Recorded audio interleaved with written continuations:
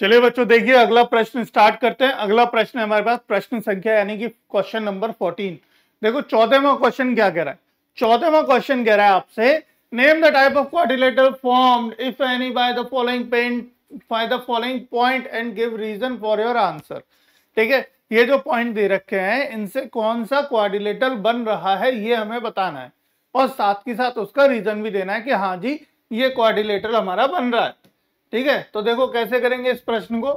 हम ऑलरेडी इस तरीके के 2-3 क्वेश्चन डिस्कस कर चुके हैं। ठीक है, फिर से वैसा ही क्वेश्चन है। तो ये सब क्या है, ये सब प्रैक्टिस है। प्रैक्टिस ही आपको क्या कहती है, परफेक्ट बनाती है। जैसे कहते हैं ना, प्रैक्टिस मेक्स मैन परफेक्ट, तो वैसा ही है। तो आप जितनी ज्यादा प्रैक्टिस करते हैं, जितनी ज्यादा एक्सरसाइज करते हैं, आपकी जो गलतियां होती है ना मैथमेटिकल में, वो एरर लेस हो जाती है, यानी खत्म हो जाते हैं एरर हो जाते हैं जीरो। ठीक है, बिल्कुल नहीं रहते हमारे एरर, डेविएशन बोलते हैं एक तरीके से एरर को। आपका डेविएशन ना बिल्कुल खत्म हो जाएगा, खत्म समझो। कैसे, प्रैक्टिस कर करके। और प्रैक्टिस करने के लिए ढेर सारे क्वेश्चन आपको इनविक्टा प्लेटफॉर्म पे मिल रहे हैं। हमने आपको दुनिया भर से, जहान से क्वेश्चन उठा के आपकी झोली में डाल दिए हैं भाई, ताकि आप प्रैक्टिस करते रहो और आगे बढ़ते रहो। चलिए फिर इस क्वेश्चन को कर लेते हैं, है ना। क्वेश्चन क्या है, क्वेश्चन ये है, 4 पॉइंट दे रखे हैं। इन चारों पॉइंटों को क्या कर ले, हम मान लेते हैं कि let be the representing the vertices A B C D of the given quadrilateral respectively. ठीक है, हम क्या करते हैं, एक क्वाड्रिलेटरल के इनको रेस्पेक्टिवली मान लेते हैं कि हमारे एक क्वाड्रिलेटरल के 4 पॉइंट हैं। Let representing these vertices A, B, C, D are the representing the vertices A, B, C, D of the given quadrilateral respectively of the given quadrilateral, ठीक है, of the given quadrilateral respectively।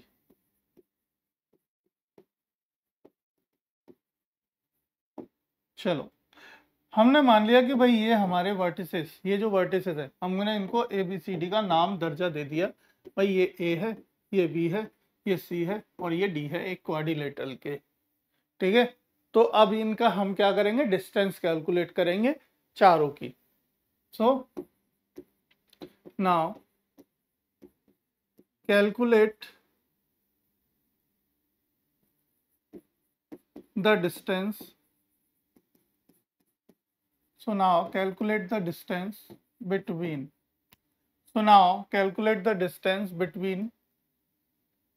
ठीक है, हम so now calculate the distance AB, BC, CD and DA by the distance formula। Distance formula से हमें क्या करना है, इसको कैलकुलेट करना है, A B B C C D और डी ए को। ठीक है, इनको हमें क्या करना है, कैलकुलेट करना है। तो कैलकुलेट करते हैं। देखो हम पहले निकालते हैं ए बी। ठीक है, तो वही फॉर्मूला तो आपको पता ही है। फिर निकालेंगे बी सी, ठीक, और फिर निकालेंगे सी डी। ठीक है, और फिर निकालेंगे डी ए।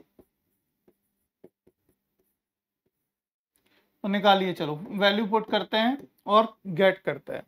ए बी के लिए मतलब -3 का होल स्क्वायर प्लस 5 -1 का होल स्क्वायर। ठीक है, चलो इसको सॉल्व करते हैं। पहले -3 कितना हो गया, -6 का होल स्क्वायर कितना हो जाएगा बेटा, 36। ठीक है, प्लस 4 का कितना हो जाएगा स्क्वायर, 16। ठीक है, बराबर अंडर रूट में कितना होगा भाई, 36 4 घटा, इसमें 2 घटा दो यानी 14 हो जाएगा। 14 हमारा कितना होगा, 40 50 52 52 हो जाएगा। कितना हो जाएगा, 52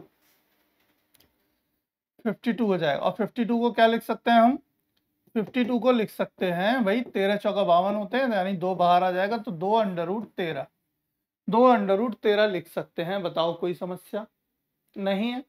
चलो कोई समस्या नहीं हो रही तो बढ़िया है, अच्छी बात है। अब निकालते हैं हम BC। BC कैलकुलेट करने के लिए इन दोनों को देखेंगे भाई, 3 माइनस 0 का होल स्क्वायर, 3 माइनस 0 का होल स्क्वायर प्लस 1 माइनस 3 का होल स्क्वायर, 1 माइनस 3 का होल स्क्वायर बराबर, ये क्या हो गया देखो, 3 का स्क्वायर मतलब हो गया 9 प्लस ये कितना हो गया 2, 2 का स्क्वायर हो गया 4 बराबर कितना हो गया 9 4 13, तो अंडर रूट में आ गया 13, कितना हो गया अंडर रूट 13 आ गया। आगे चलो, आगे चलते देखो, ये तो दोनों बराबर नहीं आए, इक्वल नहीं आए, ठीक है आगे देखते हैं। ये इक्वल नहीं आए हैं, हो सकता है अब दो और इक्वल आ जाएं तो इन दोनों के इक्वल हो। CD देखते हैं, CD 0 माइनस 1 का होल स्क्वायर, 0 माइनस 1 का होल स्क्वायर प्लस 3 माइनस 4 का होल स्क्वायर, 3 माइनस मतलब प्लस हो जाएगा 4 का होल स्क्वायर बराबर, बराबर कितना हुआ देखो, ये हो गया -1 का होल स्क्वायर 1 प्लस 4 और 3 7, 7 7 49 यानी 49 बराबर कितना हो गया अंडर रूट 50 आ गया, अंडर रूट 50 आ गया। अब भाई 50 भी किसी का स्क्वायर नहीं है, 50 भी किसी का स्क्वायर तो है नहीं, ठीक है, लेकिन इसको हम लिख सकते हैं क्या, 5 अंडर रूट 2 लिख सकते हैं। 25 दूनी भाई 25 होता है, 25 दूनी 50 होता है, तो एक पेयर 5 5 का एक पेयर होगा, एक पेयर बाहर निकाल देंगे, 5 बाहर आ जाएगा, ठीक है, तो 5 अंडर रूट 2 हो जाएगा। और DA कैलकुलेट -1 प्लस 3, -1 प्लस 3 का होल स्क्वायर प्लस -4 -5 -4 प्लस -5 का होल स्क्वायर बराबर, देखो ये कितना हो गया 2, 2 का होल स्क्वायर कितना हो गया बेटा 4 हो गया, प्लस ये कितना हो गया 9 -9 का होल स्क्वायर कितना हो जाएगा 9 नाम 81 यानी 81 हो जाएगा अंडर रूट ब्रैकेट में। अब 81 और 4 85 हो गया, कितना हो गया 85 हो गया, 85 हो गया। अब 85 को लिख सकते हैं, कुछ नहीं लिखेंगे, इसको एज इट इज छोड़ देंगे। अब देखो ध्यान से देखो तो आप समझो कि भाई एक वैल्यू आ रही है, एक साइड आ रही है 2 अंडर रूट 3, 2 अंडर रूट 13, एक आ रहा है 13, एक आ रहा है 5 अंडर रूट 2 और एक आ रहा है अंडर रूट 85। चारों की चारों साइड हमारी अनइक्वल, मतलब कि कोई भी इक्वल नहीं आ रही है एक दूसरे के, कोई भी इक्वल नहीं आ रही है। तो हमें क्या दिख रहा है, हम ये देख पा रहे हैं और ये कह सकते हैं कि we observe that all the side of a quadrilateral are different in length. We observe that all the side of a quadrilateral are different in length.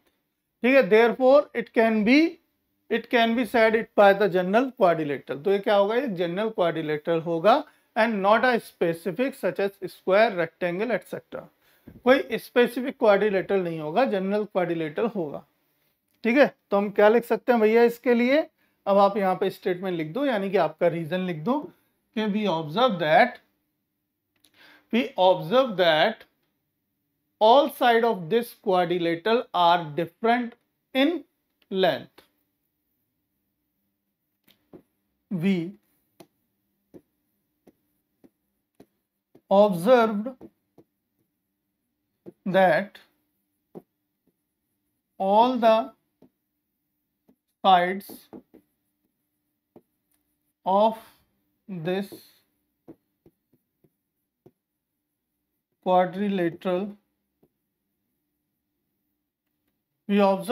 all the sides of this quadrilateral are different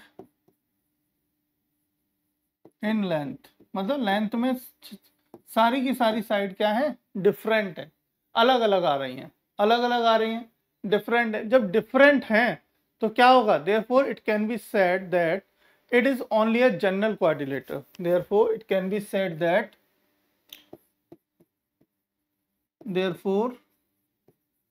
it can be said that this is a general quadrilateral. तो ये क्या होगा, एक general quadrilateral होगा, एक specific quadrilateral नहीं होगा, such that square, rectangle, rhombus like that, ठीक है। तो क्या होगा, एंड क्वाड्रिलेटरल होगा, ठीक है, and not specific such as, and not specific such as square, rectangle etcetera. मतलब कि क्या है, एक स्क्वायर नहीं होगा, रेक्टेंगल नहीं होगा, एक जनरल क्वाड्रिलेटरल होगा, क्योंकि सारे की साइड क्या है इसकी इक्वल है, कोई हमारी किसी से मैच नहीं खा रही है कंडीशन, कोई कंडीशन मैच नहीं हो पा रही, इसलिए हम कह सकते हैं कि ये कोई क्वाड्रिलेटरल नहीं है, स्पेसिफिक क्वाड्रिलेटरल नहीं है। नो क्वाड्रिलेटरल हम आंसर इसका कर सकते हैं, नो क्वाड्रिलेटरल। ठीक है, समझ में आ गया। देखो अगर ये इक्वल आती है साइड, इसमें अगर तो हमारी साइड चारों इक्वल आती तो हम कह देते स्क्वायर है, तो उसके डायगोनल भी चेक कर लेते और कह देते कि हाँ भाई 100% स्क्वायर है। अगर तो हमारी दो साइड इक्वल आ जाती आमने सामने की, मतलब अपोजिट साइड्स हो जाती हमारी ये और ये अगर इक्वल आती तो हम कह देते कि भाई ये एक रेक्टेंगल है ना। बट यहाँ पे वो भी कंडीशन हमारी नहीं बन रही है। ठीक है, तो कोई समस्या नहीं, हमारा आंसर आ चुका है, हमने आंसर चेक कर चुके हैं। देखो हमने 4 वर्टिसेस, मतलब जो डिस्टेंसिव वर्टिसेस की वो हमने कैलकुलेट कर लिया, वो क्योंकि हमारी डिफरेंस आ रही है, यानी कि डिफरेंट आ रही है, therefore this is not a, we can not say that, मतलब we can say that it cannot be a quadrilateral, or we can say it will be a general quadrilateral, ठीक है, not such a specific quadrilateral like square or parallelogram etc. ठीक है।